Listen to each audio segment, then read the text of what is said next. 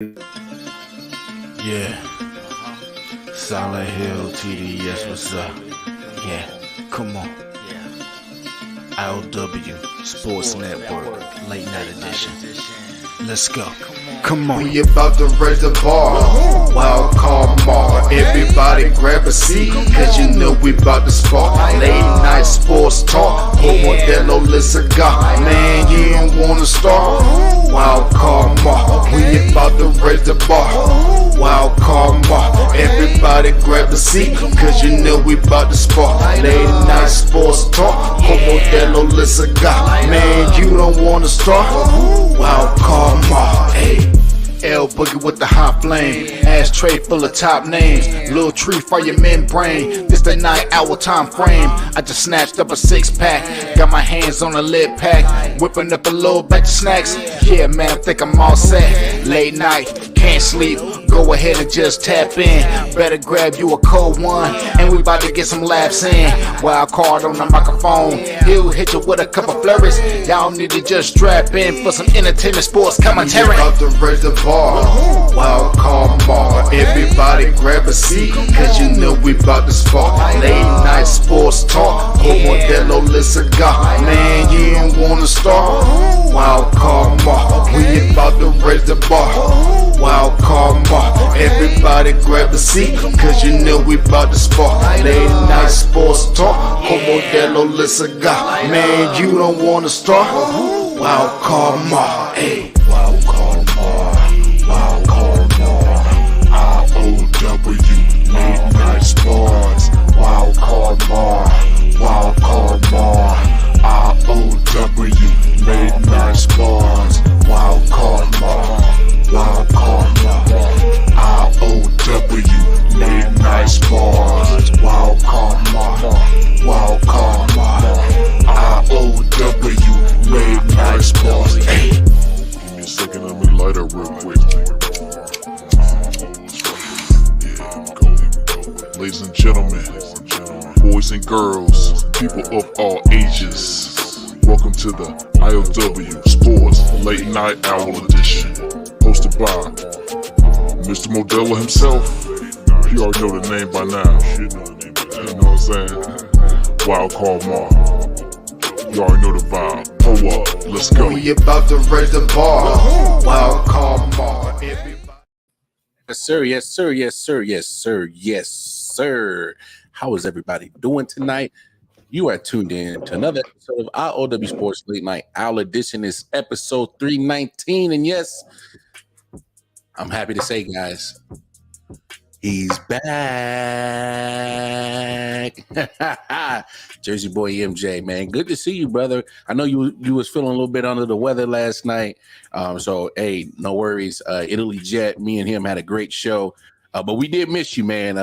Italy Jet said, man, you didn't want this smoke since the Heat took care of your Knicks.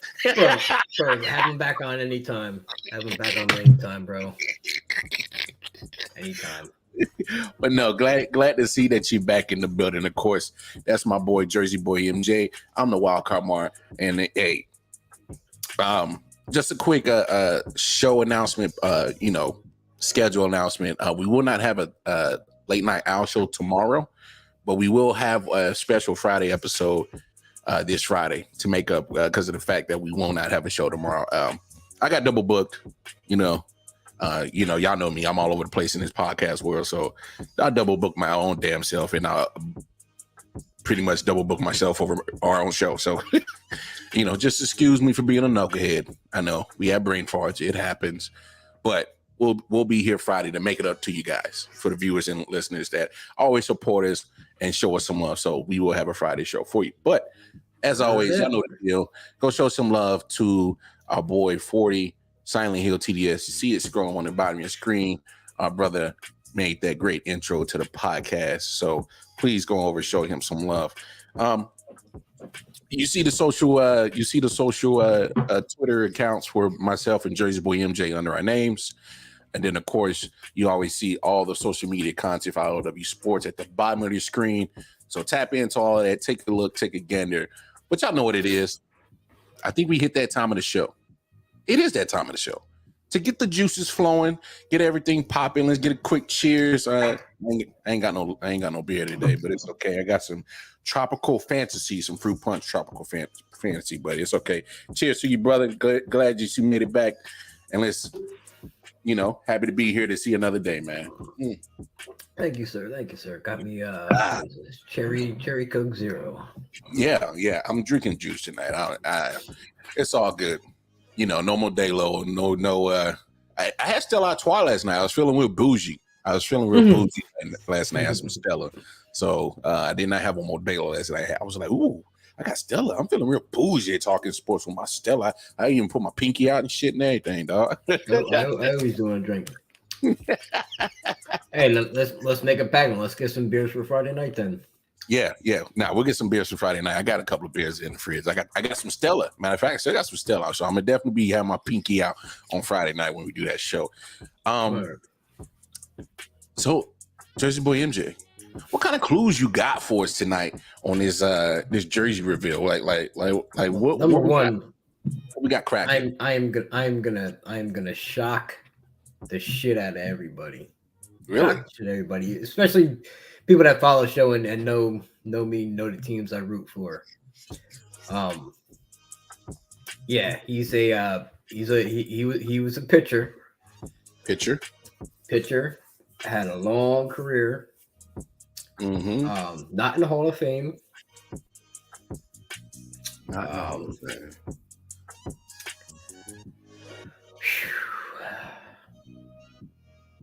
don't pitcher. know what else I could tell you.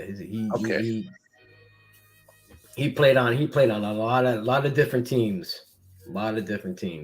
Okay. Pitcher, had a long career, not in the Hall of Fame, played for a lot of teams. I'm gonna go Roger Clemens. Because that's on Roger's not in the Hall of Fame. I already told you I don't have a Roger. Oh, you don't? What? No. Wait, hold on. Of all people, you don't have a Roger? No, I do not. I'm kind of shocked by that, dog. Just tap it. Just tap it. I'm kind of shocked by that just a little bit, dog. You'll be even more shocked when I reveal the jersey. I know. I'm kind of stuck like Chuck right now. Think about the teams I root for. Andy Pettitte. No. You're going off track. I'm off track. Off track. Oh well, damn! I ain't. Anybody out there got a clue what the jersey is? What's up, Kofi? Shout out to Kofi. Shout out to my guy Kofi Weeson. Him and good brother Bo, Dirty Hills podcast. Check him out. They got great content. If you're into wrestling, they cover a lot of the independent wrestlers. So if you definitely into independent wrestling scene, definitely chop it up with them. But they do cover the major wrestling promotions, but they primarily go over and they're pretty much the voice of the people for the independent wrestling scene. Like all their independent wrestlers know them. They kick it with them, and to make it on the Dirty Hills podcast as an independent wrestler is like a seal of approval. I'm telling you, mark my words. But check him out, Dirty Hills podcast. He said Joe Montana. Now, here's a clue I was trying to get. Think of the teams I root for. Yeah. Think of their rivals. You would really go with a Kurt Schilling jersey? I'm Kurt Schilling. That's my final guess. So what y'all know the deal is. Guess? That's my final guess. Without further ado, y'all know what it is. It's the Jersey Boy MJ jersey reveal. I'm going Kurt Schillings. And just to let you know, I would never, ever, ever wear a Boston jersey. He said I'd never wear a Boston jersey. So I'm trying to think. It may not be his Boston jersey. It might be his Diamondbacks jersey. Or his Phillies jersey. Oh, Mets? Wait, hold on. Did you go Franco? No, I did not. Hold on. You got to show the back. I got to see this. A Mets jersey. I'm trying to think of what picture. 40. Is that Bertolo? Bam! Oh! Not Bartolo Colon. Hey, that's the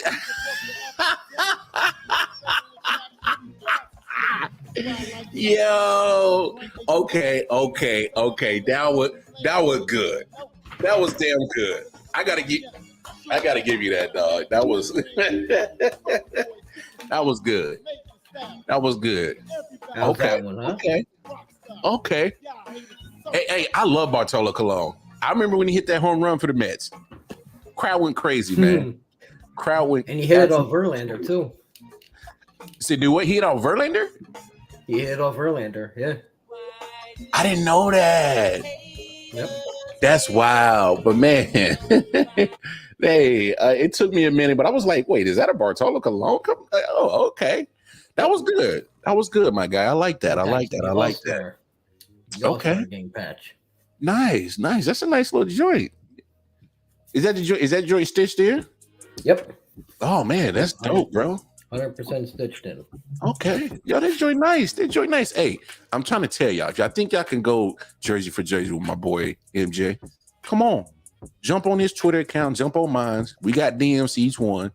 Don't jump in our DMs talking shit though. You get canceled real quick. But just, I wouldn't deal with that shit. Yeah, if you think you can step up to the Jersey Boy MJ challenge, hey, we can go jersey for jersey and we'll put it on the show. Hell, you come on the show. We ain't scared. Come on the show and discuss it. Yeah. Rock your jerseys. We'll see what you got. But let's get to our top play of the night. Speaking of baseball, you got a baseball jersey on. This is a baseball top play of the night. Came from Toronto Blue Jays. You do see this play often, but you don't see it on a regular basis. But to me, it's still pretty dope when you see it. Without further ado, Vladdy Guerrero Jr. with the top play of the night. He did the right thing, though. If it's going to get stuck, flip the whole thing over there. Trevor Richards looking like a receiver. Wow. And there's the evidence right there. Can you imagine what's going through Richards' mind in that quarter of a second when he sees the whole glove coming at him? Hey, man, I love it. I love a whole glove fit, man. You got to sometimes. Hey, it'd be like that. Yeah. It'd you be get like caught in that webbing and shit you could do. Just there you go. Yeah. Kofi Stubbe, he said he would love to take the challenge, but the way that his funds. All right, Kevin Hart. That's what Kevin Hart stand up. But man, that's our top play. Hey, you're right though. Sometimes the baseball gets stuck in the glove, and hey, you got to do what you got to do. Hey, and Vladdy stuck.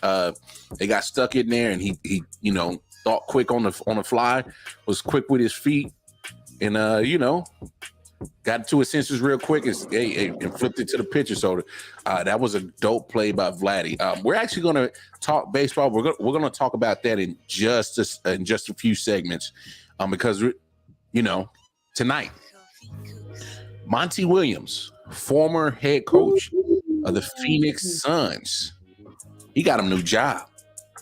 He is now the head coach of the Detroit Pistons. And I want you to hear his contract, y'all. I want you to hear his contract.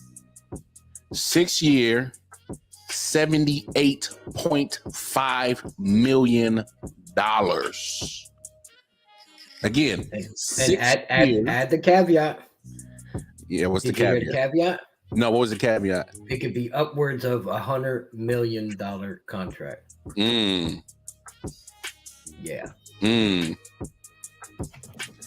Wow. I don't know how did I miss that part of the caveat? Let me see if I can pull that up real quick. Yeah, here, matter of fact, I got this. Let me pull this up real quick, and then because they're gonna pull the reports of it. So I want to bring this up and see what they're talking about. All right, and here we go. Breaking news. Monty Williams secured the big bag, a 6-year, $78.5 million contract to coach the Detroit Pistons, sources told Adrian Wojnarowski. It's the largest coaching deal in NBA history. Williams fired by the Suns early in May after 4 seasons following Phoenix's elimination at the hands of the Western Conference champion Denver Nuggets. Williams is going to make an average of $13.1 million on his new deal. Just one player on the Pistons roster as of right now has a higher cap figure for that next season. That's Bojan Bogdanovic at $20 million. So they have their man. That's some money. That is some money, man. That is big money. Big money. I don't know if you heard that was Scott Van Pelt, ESPN, and he breaks it down. He says there's only one player on the Detroit Pistons roster who will be getting paid more than Monty Williams, and that's Bojan Bogdanovic. Wow. Yeah. So, yep. I'm trying to see where it's at. Here it is. The pack is sizable, with the Pistons coming to the table with a guaranteed $78.5 million 6-year contract plus 2 additional team option years that could take it to $100 million, sources said. Pistons owner Tom Gores, as he was in the case of the Dwayne Casey in 2018, was heavily involved in the courtship of Williams after he hit the coaching market weeks ago. Gotcha. So. Got you. Man, I'll say this. That's how that goes. I'll say this. It's good. Look, it's good to see Monty Williams back in the saddle that quick. Oh, you knew that was happening. Oh yeah. He was going to get. There was no way he was going to be sitting out a year. Well, here's the deal. I think we kind of had an idea that he was going to get fired by Phoenix just because of the talks was coming, and I'm glad that because he lost his job in Phoenix, that it wasn't going to automatically keep him out of the running, because I think he did well in Phoenix. There's some things, of course, that he needs to do better. Of course, well, coach doesn't need to do certain things better, but he's also a young coach. I mean, it's not like he's been an NBA head coach for 15 years. Well, but this is Phoenix was his first. No, that wasn't his first head coaching job. He's been a coach before, so he has coaching history in the NBA. Louisiana, right? Yeah, when he was at the New Orleans, when they were the Hornets. Yeah. Yep. So he, I'm just glad to see him get another chance because I really do think he's a good coach. I do too. I really do too. Like, I don't think he necessarily deserved that firing. Well, that's what I was about to say. I think he kind of got a little bit of a raw deal. I mean, when you have superstars like Booker and Durant on your team, the GM can't stop doing his job and stop building around it. You can't just rely on just those two. I mean, you got no more bench help because you traded away all your bench to get KD, but you still got to go get more. They decimated their team just to get KD and somebody else back in the deal. Yeah. So it's like you gave up 2 starters and you gave up your bench. Oh, gave up bench, gave up starters, gave up defense, gave up shooting. They gave up a lot to get KD. And so that's why, I'm like you. I would have I don't know if perhaps I think Monty Williams would have done wonders with that team if they gave him more besides just KD and Booker. Just my opinion. But who did the Suns hire as their coach? Anybody? Did the Suns hire somebody? I don't know. No, I don't think they did. That's why I was asking you, because I don't remember hearing anything. So I was wondering if maybe you knew. No, I know Nick Nurse went to Philly. He went to Philly, yeah. The Milwaukee Bucks assistant went to where the hell did he go? When did Milwaukee hire Adrian? What was his name? Because we just talked about it. Adrian Griffin from Toronto. Yeah, Adrian Griffin. Yeah, yep. So the Phoenix Suns are still looking for a coach. Yeah, so Phoenix Suns still looking for a coach. Yeah, we'll see what happens with that situation. But here's my thought about Monty Williams going to Detroit. Now you see the money up front that they're giving him. 6 years, $78.5 million. That means they got a lot of trust and faith in him. Yeah. They got a lot of trust and faith in him because they're giving him the money up front. And what it also is telling me is that they're going to give him time to fix this team. Because you look at what they got. All right, let's take a look at what they got. If anybody looks at their roster, their roster is stupid young, crazy young. Probably one of the youngest. They got some crazy talent too. They do. That kid, Cade Cunningham. Mm-hmm. If that dude stays healthy, man, he's gonna be a stud. Yeah, and because look at some of the pieces that they got. So you got Jaden Ivey and Jalen Duran, who was selected 5th and 13th respectively in the 2022 draft. So that was last year's draft. You got Cade Cunningham, who was the number 1 overall pick in 2021 draft a couple of years ago. They got Isaiah Stewart, post comeback. Don't forget Marvin Bagley. Yeah, familiar name. He was drafted in very high in Sacramento. Now he's in Detroit. He's still young. There's still a chance for him to still flourish and get a little bit better. Got a couple of years under his wing in the NBA, but he's still relatively young. James Wiseman. Remember that name? Bro, I didn't even know he was in Detroit. Yeah. When Golden State gave up on him. He's in Detroit. I knew. I thought Golden State traded him to like Charlotte or something. Nah. So I look, you got some young pieces. You got some young pieces down here that with the right time, which I think they're going to give Monty Williams, because there's no way you give out 6 years, $78.5 million and having a chance with 2 more team options and to probably get that contract to $100 million if you're not going to give them the time.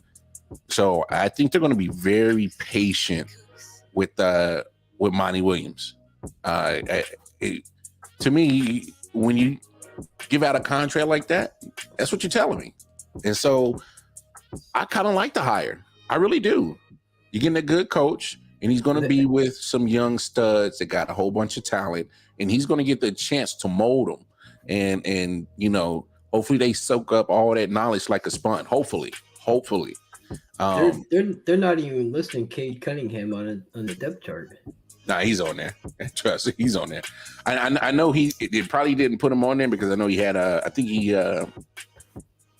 he had that season-ending injury, and they probably didn't even put him on the active roster. So some websites might list him like that. But I clicked on the roster and there it is. Oh, trust me, Cade Cunningham, I'm gonna be there. So you don't give up that early on the first overall pick from a couple of years ago. So I don't know if this puts them back in title contention. I'm not going to go that far. I will say this. Bro, don't ever say that. No. I'm just saying, because you're going to have your Detroit Pistons fans going to go crazy. You're like, oh, we finally got a coach out. All I'm saying is great hire. Now, what are you going to do with it? To me, a 500 season is a win for them. I think a 500 season is a win for the Detroit Pistons. I mean, you only won 17 games last year. They won 17? Yes. Bro. A 24 win jump? I don't see that happening. We're going 500? Dude, from 17 to 41? I'm just saying, a 500 season, 41 to 41. That's a big jump, bro. A 24 game swing? But coaching matters. MJ, you can't sit here and tell me that a good coach like Monty Williams couldn't get this talent that they got on this roster to, mature a little bit. Listen, I'm not saying that he's not a great coach. It's not, not what I'm saying at all. I don't think the young talent is 500 ready yet. That's a big jump. If you give them like 35, 36, that's a good jump from there. Yeah, but 35, 36 ain't that far from 41. I'm saying you give them a 20 game jump, that gives him 37. Okay. That's fair. Somewhere in that range. 35 to 37. I'd say that's successful right there. Okay, that's fair. You can expect a 17 win team to suddenly be. I mean, but then again, they might be able to make a run at the play-in. Well, that's what I'm saying. I totally forgot about the play-in. So they could make a run at that. I could see them competing, like I said, and that's where I'm at with them. I can see them competing for a play-in tournament next year. That's all I'm saying is let's just be realistic about our expectations. The 17-win team, and that's what I'm saying. A 500 team wouldn't be too out of the picture. Look at the play-in tournament teams for the East: 41-41, 44-38, 40-42, 41-41. I think they could do that. In the East. I think they might be able to stay alive. But then again, man, I could be totally wrong, and they could come out and just be one of those turnaround teams. But I'm still gonna stick with like 35 to 37.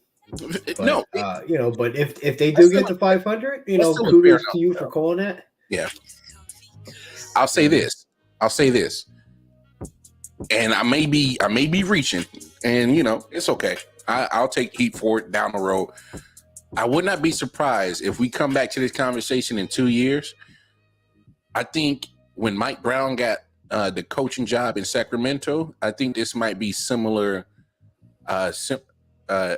Probably a similar turnaround for Monty Williams in Detroit, where he just turns the door, and you see it gradually getting there.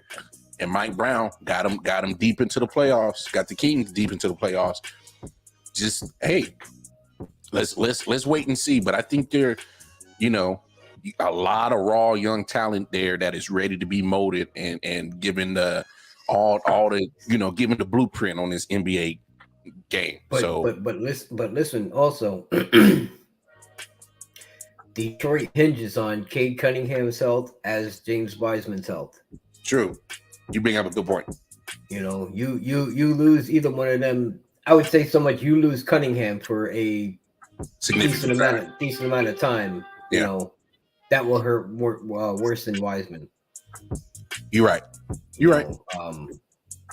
But I said, like Jay said, they're going to be tough. There's no doubt they are going to be tough. I can't believe I didn't think of that. You bring up you bring up a very, very not only valid, but you bring up a true concern that needs to get talked about, because you can't be naive to the fact that, I mean, once Cade Cunningham got hurt this year, the Pistons were a totally different team.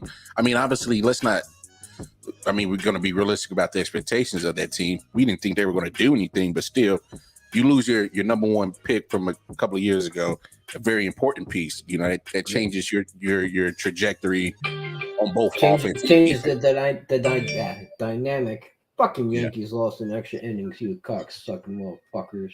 It's okay, man. It's not okay. You had to fucking sweep them because you're going to LA for 3. Going to the Dodgers this weekend. Yeah, but you can't win them all, man. It's okay. I know. I'm over it. Hey, it's only 2 months into the season, man. I'm over it. Game over. Yeah. It's only 2 months in the season, dog. Nope. They off tomorrow. On to the next. But one thing I will say real quick about the Yankees series, they got, I don't know in what order it is, but it's Cole, Severino, and Herman lined up against the Dodgers. And I think it goes Herman, Cole, and then Severino. But I could be wrong on that. But those are the 3. I'll say this: if I'm the Dodgers, I know the Dodgers have been coming on hot lately, but so has Aaron Judge. My guy is literally all right. He is on a tear right now, and he tore up the whole month of May, and that's with the 10-day IL visit. He missed 9 games. You know what I'm saying? So he said to fucking Vegas. Yeah, you did. Hey man, sometimes the crap shooters of the bottom of the league get a win every now and then. It's just like a squirrel gets a nut, and then the sun shines on the dog ass every now and then, once a day. It happens. And Jay, tell me you saw that Oakland fan run on the field. Please tell me you saw that highlight. Security didn't do shit. They did not care. That mug ran out to second base, ran to first base. Security didn't even try to do nothing. They let that kid run out there. Hey, even the security dudes out there is trash. They like, they said, "Fuck that, we losing our job in September anyway." Yeah, but like, man, I ain't running after this dude. First of all, ain't nobody here anyway. ain't nobody here. Ain't nobody watching. They ain't gonna be here next year. Yo, let them run. I'm out here collecting check. I ain't trying to chase a drunk dude around, fucking dirt slam, and have to fucking cuff him and do paperwork. I ain't trying to do all that shit. Hey, we about to be out of Oakland anyway. You don't give a damn. Yo, that's hilarious. Yo, Jay, Google it real quick. I mean, go on YouTube real quick. It's everywhere. That's funny. That's funny. Let's transition this conversation because I saw something. And MJ, we get on coaches a lot here on this show. Yeah, I mean, this is nothing new to you. Not only have you been a viewer of the show, now you've been part of the show for the last 2-3 months. So, and I hate to do it because this is a coach. He coaches for my college football team that I root for down in Columbia, Missouri, Missouri Tigers. So Eli Drinkowitz. Yeah, M-I-Z-Z-O-U. So check this out. We talked about how Monty Williams just got the big bag, big contract. All right. Yes. Now Eli Drinkowitz, he makes $6 million a year, and the only reason why I'm bringing that up is repeat that again. Yeah. Eli, who is a coach of Missouri Tigers, football coach at the University of Missouri, makes $6 million a year. $6 million. All right. All right, listeners, pay attention. $6 million a year. Yeah, $6 million a year. That's the key right there. Yeah, and I only bring that up because I want you to hear the rest of the statement because he says players are making more in NIL money than his pediatrician brother-in-law who saves lives. All right, so I'm gonna repeat this again, and I want you to hear me now. Missouri coach Eli Drinkowitz, who makes $6 million a year, says players are making more money in NIL than his pediatrician brother-in-law who saves lives. And that's a 6 with 6 zeros. Yeah. And that's this many. So here's my thing, y'all. And then I'll let I'm gonna say what I'm gonna say, and then you jump in here, MJ. Yes, sir. Now I have no problem with anybody getting their money, and I don't give a damn which way you do it. That's your business. Whether legally, illegally, whatever industry you choose to get involved with to make your ends meet, to put the lights on, food on the table, clothes on the back, feed the babies. That ain't my business. Those are because this is a capitalistic world, and you got to do what you got to do. Because I sure is gonna do what I gotta do. Take care of mine. All right. So I am not God. Oh yeah, suck a shit nominee. Oh yeah, he definitely suck a shit nominee. So here's my deal. You not gonna see. This is my problem with you, damn NCAA coaches. This is what pisses me off with y'all. Y'all jokers talk about the players making too much money. NIL is getting absurd. It's getting crazy. It's getting that. Wait, hold on. We're not going to keep doing this. Y'all damn NCAA coaches keep getting out of pocket about how much these kids are getting paid, but y'all are highly, highly well paid. Do y'all remember that Nick Saban makes 12, almost 13 million a year? And his staff makes at least like $1 million a year. Easily. I'm pretty sure his offensive coordinator and defensive coordinator is probably making minimum $2 million, probably upwards up to $5 million. I do know their coordinators and Georgia coordinators are up there paid money wise. Yeah. Paid.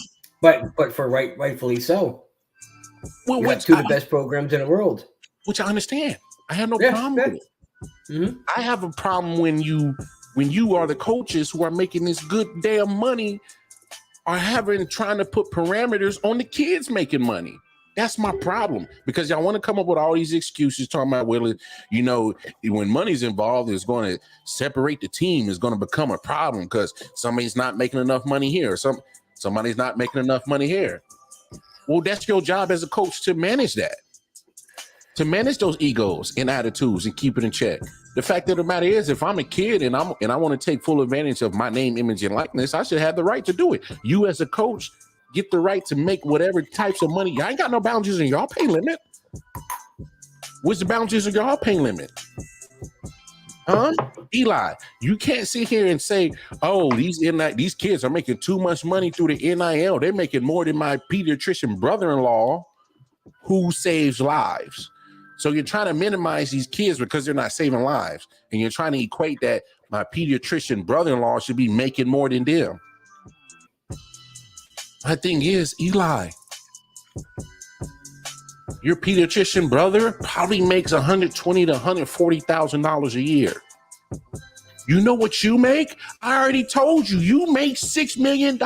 How dare you be a hypocrite and talk about parameters on what the kids should get paid when you're making almost damn near 6 times of your pediatrician brother-in-law who saves lives?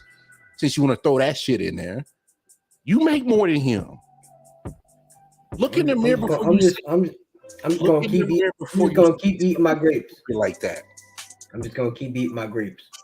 Just look in the mirror when you say something stupid as hell like that. If that's not the most hypocritical thing I've ever heard in the last couple of weeks, I don't know what is more hypocrite than that. What are you doing, dog? And you got quoted for saying this? You lucky I couldn't find the audio. Cause my dog. Enough with this crap for you damn lame ass college coaches want to put parameters on the kids making money when y'all making buku money out the ass. Off of they back. Off of they back. You getting rich off of a day back, and you got the audacity to want to put parameters on how much they get paid on their name, image, and likeness. You ain't putting in the work. I don't give a damn if you coming up with all these game plans and you missing time with your family to draw on the clipboard and, you know, make sure I got the right game plan. Your body still ain't on the line. Your brain ain't on the line. How many times we talk about on the show about CTE and head injuries and how to snap of just one hit, your career is done. You gonna give a damn about that kid then? No. As I always say, you one hit away from dying. One hit away. Hey, man, these kids need all their bread. Every last penny of it. They deserve it. You know why? Because that one hit can end it all. Like that. So I'm about tired of y'all college coaches with this bullshit, bro. I'm about tired of y'all. For real. This shit is like, it's true haterism at its finest. Like literally, it's like you old sexy shit just woke up on the side of the bed, and the first thing you grabbed was that big old gliding little Halerade and said, I'm gonna hate today. Stop with the bullshit, bro. This shit getting stupid, dog. This shit's getting stupid. It's like I got my cherry Coke Zero. It ain't got no Coke in it, so I'm gonna be a badass mood today. I don't get it, bro. Right? I don't understand it. Like for the people who are at the top of these NCAA schools, the coaches, administration, ADs, all them suits in the NCAA, all y'all jokers are literally getting paid out the ass off them kids' back. But y'all want to minimize it and try to put a bumper on how much money they supposed to earn off their name, image, and likeness? Come on, dawg. You can't bring it. They making more than my pediatrician brother-in-law. And so is you, fool. Way more than him. Bro, I ate like 3/4 of my bowl of grapes listening to that rant. That was a good one. All right, go ahead, MJ, man. Let me. Man. All right, come take a breather now. Roll something up, smoke something. Yeah. Something, I'm about to. do I'm something just. here. All right. Number one. This coach. $6.5 million a year or $6 million a year. If your brother is hard up for money, help him with that $6 million. Okay. This money that you're making from your university, you're making the money from the university off these players. I'm not even going to say their names because they are, but the athletes that come to these schools, those are the ones that are, attracting the fans. Those are the ones putting on the show. Those are the ones getting root for. Not the coach. You don't hear the coach, getting chanted for. Other than like fuck Nick Saban or something like that. You'll hear, but you never hear like go Nick Saban. No, you don't hear shit like that. Hey, you ain't showing up for the game for a coach, man. No, you're not. You know what I mean? So these players, I mean, I think there should be some type of cap on the NIL deals. And I'm all for, I'm for that, man.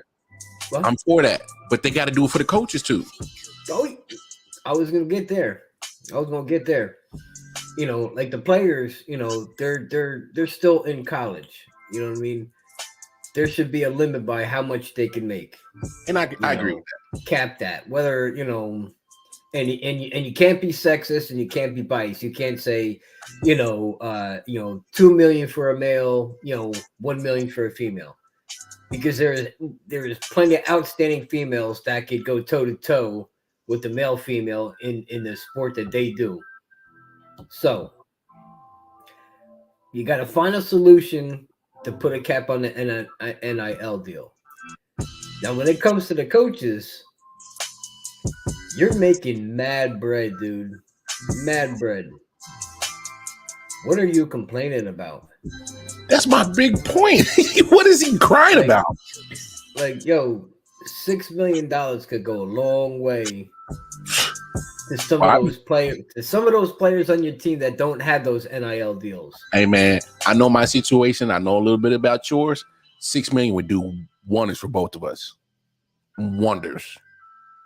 I mean, I got a lot in the bank, man. I got like.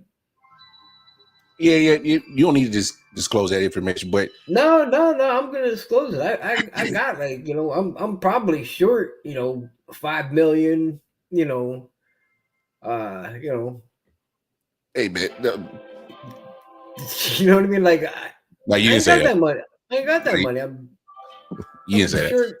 You know what I'm saying? 5,900,000. Nah, you didn't say that. You know what I'm saying? Like I ain't got 6 million.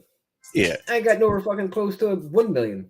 I ain't got close to 100,000. Like you mean, like, come on, you making that much money, you crying like a little bitch. You know what I mean? And that's money coming to you. And like I said, you're getting paid by the university. What does it matter if they? No, if I'm correct, like the university's not paying any of this NIL. Technically, coaches are state employees because it's a state university. Yes, so technically the state employees, so they're getting paid by the state. Correct. So that's the thing. The state can pay them whatever money that the university deems is profitable, what they can make. Yeah. So it's like, and people do tend to forget that. Yeah, a university can go to the state and be like they justified Nick Saban's payment to Alabama to the state every year because he wins.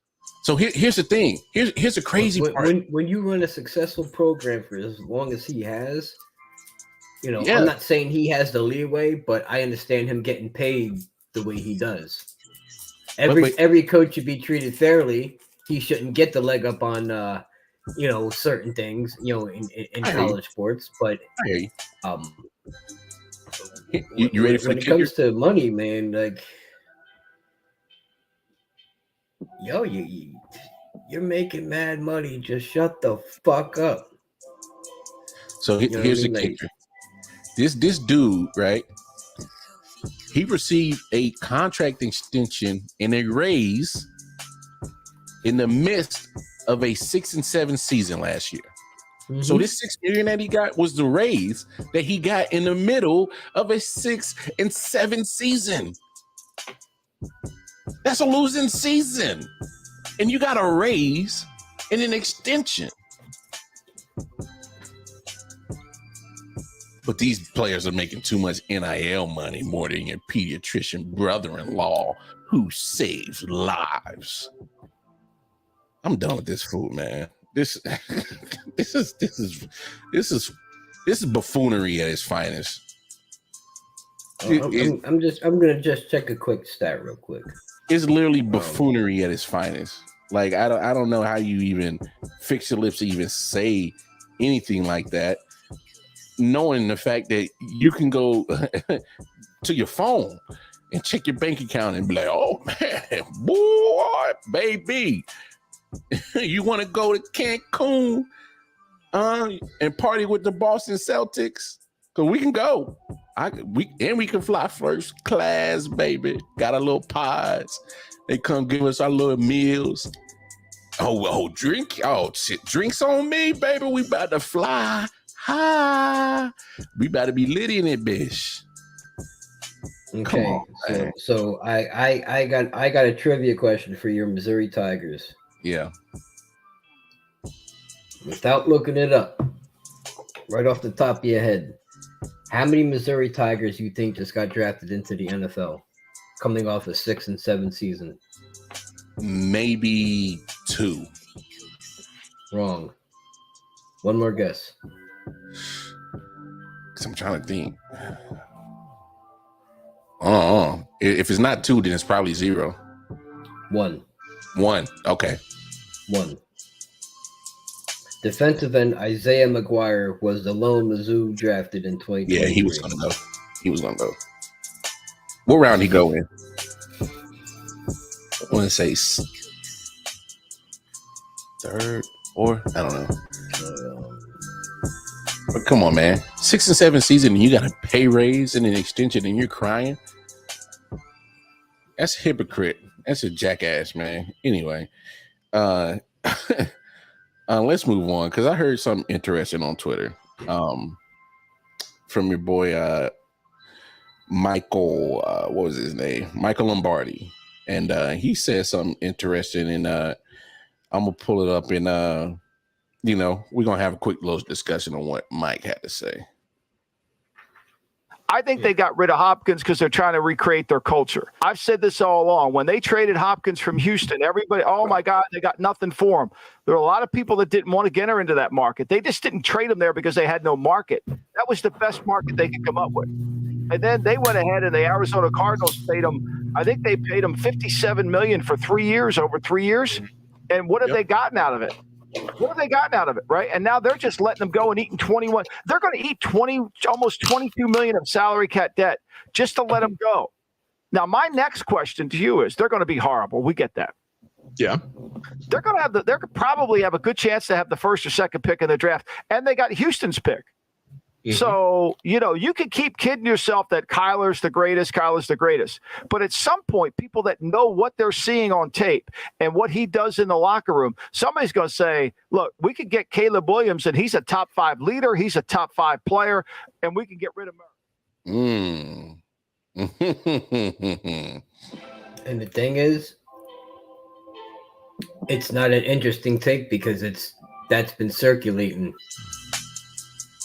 That has been circulating ever since draft night. When the moves were made, they talked about it over the weekend. That there is a good possibility if that were to happen, if they were to land 1-2 or 1-3, Yeah. Kyler, you're gonna be out the door, bro. Mm. You know, because they are gonna draft that kid from USC. I think it's an interesting take only because this factor. If the owner, Michael Bidwell, goes that route, he owes Steve Wilkes an apology. He owes Steve Wilkes an apology because remember, he only gave Steve Wilkes that 1 year. Yep. And he only gave him that 1 year because what? He wanted to get Kingsbury in with the combo of Kyler Murray. So you make the move. And that's after you drafted a quarterback in the top 10 in Josh Rosen. So you kicked him out and Steve Wilkes out. Hell, you even owe Josh Rosen okay, I ain't going that far. You definitely owe Steve Wilkes an apology. You owe Josh Rosen an apology for drafting him where you did.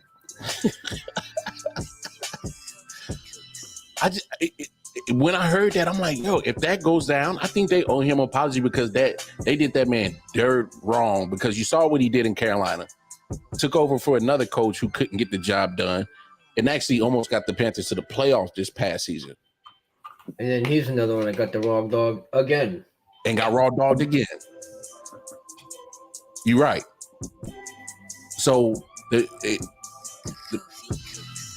they owe Steve Wilkes an apology if that goes down. Because to me, that defeats the purpose of really putting a stain on a guy. And it really wasn't his fault. He was given a trash situation. And he basically made something out of nothing. Almost made something out of nothing. And here's the deal. And when it comes to this, we got to talk about to the factor of when it comes to minority coaches in the NFL, you normally don't get another shot at becoming a coach. Sometimes you don't always get that second chance. Some do. I'm not saying it doesn't happen. But we're still waiting for Brian Flores to get another shot. He deserves a shot. Hell, we're still waiting on Eric Bieniemy to get a shot. So the fact that they did him dirty in that situation, that puts a stain on his coaching career, and he didn't deserve it. Well, the one caveat I would say about Eric Bieniemy. Yeah. He was under the shadows of Andy Reid and the offensive play calling. Yeah. Now that he's going to be, in Landover, Maryland, let's see, if he's going to be calling the plays, let's see what kind of offense he could run with that type of fucking team. Yeah. Because he did go to Baltimore, correct? No, he went to Commanders. That's right. He's OC there. Same city. Landover, Maryland, same thing. Let's see what he could do as an actual play caller. See what he learned under Andy, and that'll give you a better judgment of whether or not he's head coach worthy. And I can agree to that. I can agree to that. And this has nothing. This is just me. This is not talking like his race or anything. I'm just thinking like maybe other teams saw that he wasn't the play caller. Maybe he wasn't a good interviewer. There could be different reasons why teams backed away from him. Of course. But now you're going to be front and center. You're going to be running the offense. Yeah. You got a couple nice young pieces. Oh, you got some nice pieces down there, Washington. I don't know about the Sam Howell deal, but that's a question mark. Let's see what you can do with those young guys you got. No, if you can make that offense flourish, then I could see him getting a job in a year or two. I hear you on that, man. And you do bring up a valid point. The only issue is I've seen coaches get jobs with a less of a stellar resume than Eric Bieniemy. That's my only. Oh, for sure. So I'm like, come on now, like what's going on? Like he can't keep getting passed up when there's guys whose resumes is not even close to what he's been doing when he was in Kansas City. But, I'm not saying he's not worthy of being a head coach. I'm just trying to think of outside the box type shit. I feel you. Look, why at the end of the day, I do think Eric Bieniemy, Eric Bieniemy.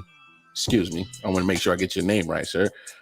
He will get a head coaching job eventually. It's just I just think he's overdue. But and a lot of people are going to feel that way. But it's just I just don't like how if this goes down and how all that really didn't even have to transpired in how they did Steve. That's all I'm saying. That's to me that would be real janky, man. But I don't know. We'll see what happened. He said his brother-in-law must not be good at his job. He talk about Eli. You think a sleeper team for D-Hop is the Jags? I don't think so. I don't. Reason why I don't think so is because I think the real sleeper pick that they already picked up was Calvin Ridley, who was on the 1-year suspension for gambling, and they got him for peanuts. I think they gave up like a 6th round to get him from Atlanta, and so. Bro, they gave him a fucking chili dog and a small soda. and a bag of Grippos. And y'all know what Grippos chips and it wasn't even like a Sabrette or it wasn't even like a long hot dog. It was a fucking ballpark fat little one. Yeah. Oh, Jay brings up an interesting point. He says they should trade Kyler Murray and get Caleb and Marvin Harrison Jr. I mean, they're going to have the chance to get 2 high picks. Here's the problem. I think Marvin Harrison Jr. is only going into a sophomore year. Now, I believe next year, the upcoming season is going to be his junior year. I believe so. I might be wrong. I might be wrong. I'm not 100% sure. And neither am I. I thought he was a freshman this year, but I could be wrong. Yeah, I hate I think he was a soft this year. But him being a soft, he did numbers this past year. So we'll see. He says like Salah. A sleep. To answer his question real quick, a sleeper team. Yeah. For D-Hop. Obviously Kansas City wouldn't be a sleeper team. Nah. Buffalo wouldn't be a sleeper team. Nah. Baltimore neither.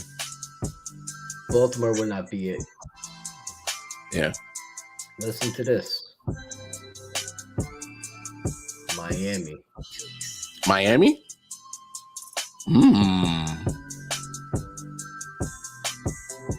You think they're desperate enough to do it? Bro, they're going to have to put those 2 speedsters on the outside. Ooh. And you work D-Hop in the middle and Waddle with the crossing route. Ooh. With a pretty good running game. Okay. That's Miami, That's my sleeper pick. I'm had to check Miami's salary cap situation because here's the deal. You're going to have to come off 15 mil minimal.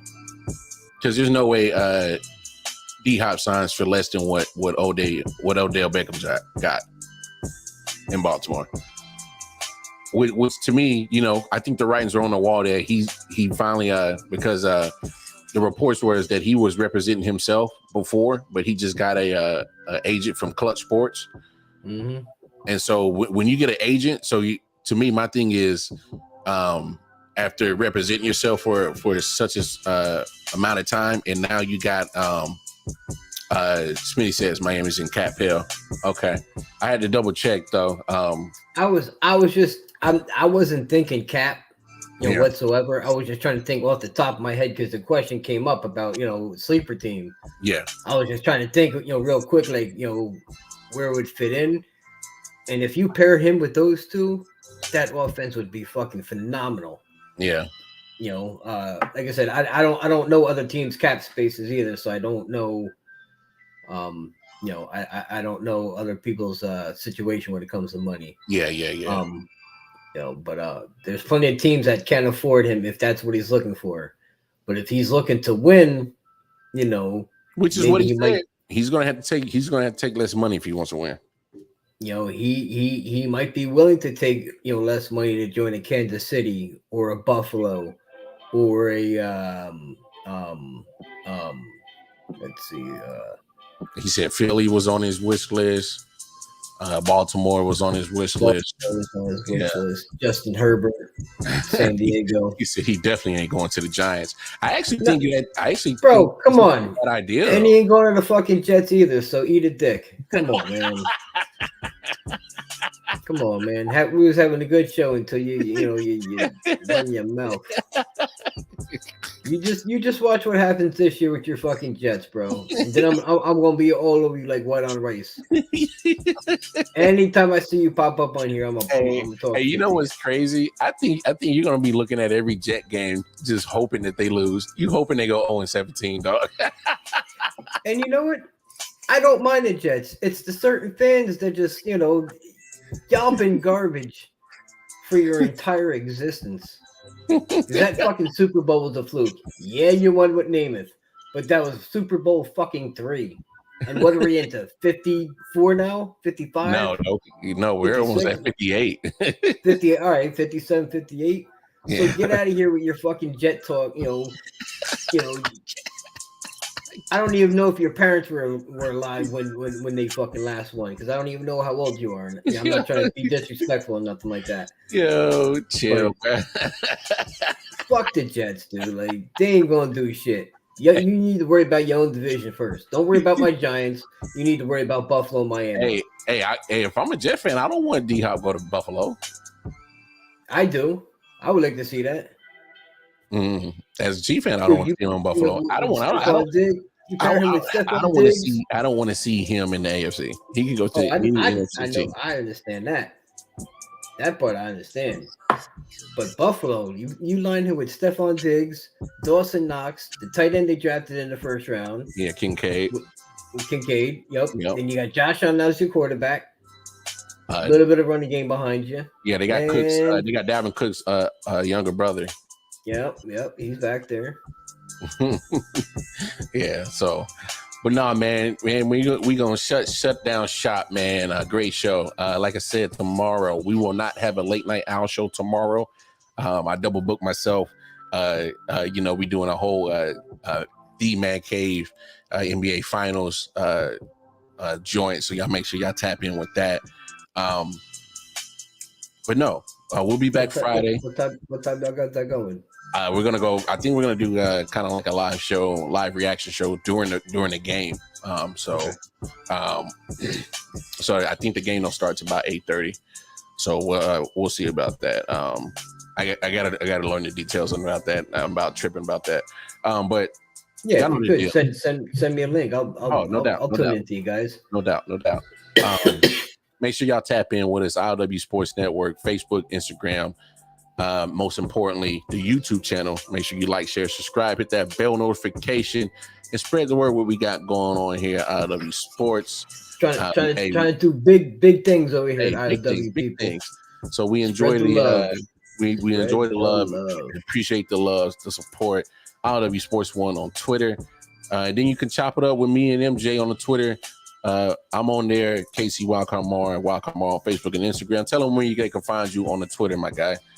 Oh, you can find me at Twitter at Fuck Matthew Smith. FuckTheJets.com. Everywhere. Nah, for real. I'm just fucking with this lady. Nah, you can catch me at Jersey Boy MJ, and that's Jersey with a Z. Jersey Boy MJ. And if you got jerseys, come take a follow, and we could go jersey for jersey, and I could Hey yo, it's funny because you went from AP to Smitty. I need to check on AP. I ain't seen him in here in a minute, so but y'all know what the deal is. Because Smith, I don't say nothing to Smitty until he pops off with his mouth, talking his nonsense. That's why. I can't. I like Smitty, but I like going at him too. Hey man, it's all love of the show, man. It's all love for sports. I love it. I don't take nothing to heart unless you come at me personally. So I get it. Hey man, but y'all know the deal. Y'all tune in with us Friday again. Friday, I will be back Friday. Enjoy y'all Thursday, man. Oh, okay. He said Sleeping Team Minnesota. That will be very sleepy. That's a good one, Jay. I like that. Good call. Yeah. Good call. Hey man, but good call to end the show. Good call to end the show. We'll see y'all Friday. Have a wonderful Thursday. Peace and love.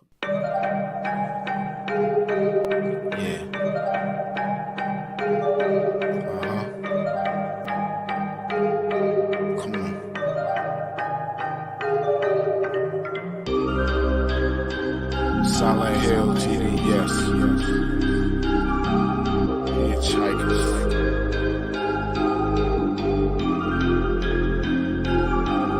Yeah, smoking so much dope, I'm seeing traces. Visual